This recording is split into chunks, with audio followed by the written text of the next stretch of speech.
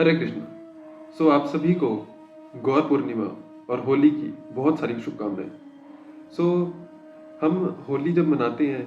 तो हमें होली का असली महत्व, असली इम्पोर्टेंस को भी समझना है। आजकल हम देखते हैं कि मॉडर्नाइज़ेशन की वजह से होली का त्योहार सिर्फ़ केवल और केवल एक parties, enjoyment, fun and frolic करना, अपने दोस्तों के साथ, फैमिली मेंबर्स के साथ, रिलेटिव्स के साथ,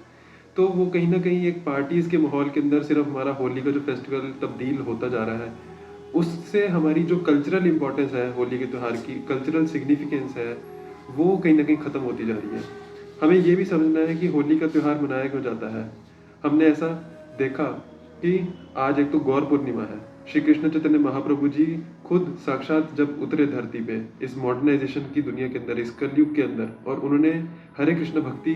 का जो महत्व सारी इंसानियत को दिया, हरे कृष्ण भक्ति का जो एक संदेश सारी इंसानियत को दिया, वो हम सभी के लिए बहुत ही एक प्रेरणाजनक बात है। और हम सभी इंसानियत को, हम सभी मानव जाति को ये समझना चाहिए कि हरे कृष्ण भक्ति का भाव हमें अपनी ज़िंदगी के अंदर लेके आना चाहिए, कि कैसे हम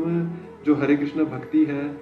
श्री कृष्ण चैतन्य महाप्रभु जी द्वारा दी गई, उसको हम अगर अपनी ज़िंदगी के अंदर उतारें, कि हम हर रोज़ हरे कृष्ण महामंत्र का जप करें, हम हर रोज़ भगवान श्री कृष्ण के द्वारा दी हुई उनकी टीचिंग्स, उनकी वैल्यूज़, उनकी प्रिंसिपल्स, उनकी लाइफ लर्निंग्स, श्रीमद् भगवद गीता का ज्ञान, श्रीमद् भागवतम का ज्ञान अपनी ज़िंदगी के अंदर उतारें,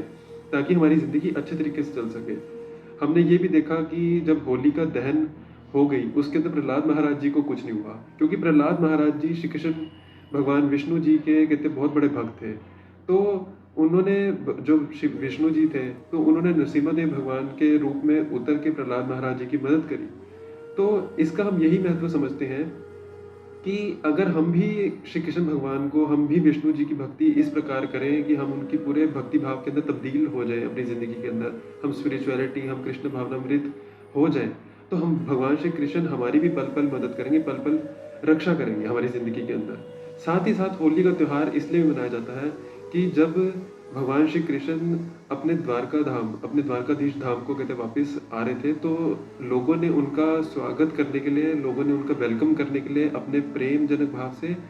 होली का त्योहार मनाया, रंगों के साथ उनका स्वागत किया गया। तो ये जो सारी कल्चरल इम्पोर्टेंस है हमारे होली के त्योहार की, इस धर्म भावना से, इस धार्मिक भावना से अगर हम होली के त्योहार को अपने रिलेटिव्स के साथ, अपने फ्रेंड्स के साथ, अपने दोस्तों के साथ, अगर हम अपने मिल-जुल के इस कल्चरल भावना से, इस धार्मिक भावना से, अगर हम अपनी सनातन संस्कृति के भाव से कहते हैं होली के त्योहार को मनाएँगे, तो होली का त्योहार मनाने के अंदर हमें और भी मज़ा आएगा। इस उत्साह के साथ अगर हम मनाएँगे, तो हमें होली के महत्व को समझने में अच्छा लगेगा। हरे कृष्ण।